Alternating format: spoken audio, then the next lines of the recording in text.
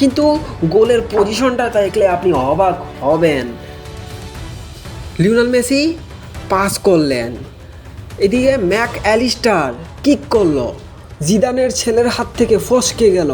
Messi ওই position থেকে আস্তে আস্তে হেঁটে হেঁটে গোলকিপারের সামনে, এবং মেসির আলতো ছোঁয়া গোল। 60 মিনিটে 2-0 গোলে এগিয়ে আর্জেন্টিনা। 76 মিনিটে মেসির আরেকটি গোল চোখের কান্নায় ভাসিয়ে দিলেন, যেন বুঝাতে চাইলেন আমি বার্গার লিগে খেলি না, আমি ফুরিয়ে যাইনি, আমি লিওনেল মেসি, আমি সর্বকালের সেরা।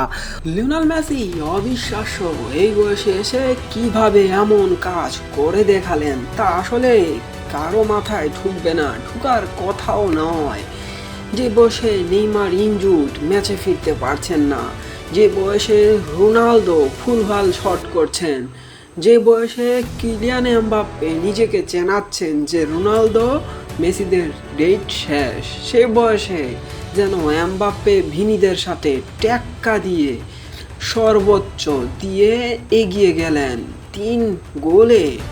সর্বোচ্চ গোল স্কোরার এখন লিওনেল মেসি। বিশ্বকাপে তার চিরচেনা রূপে ফেরা বোঝাই যায়। 38-এর লিও যেন অনবদ্য।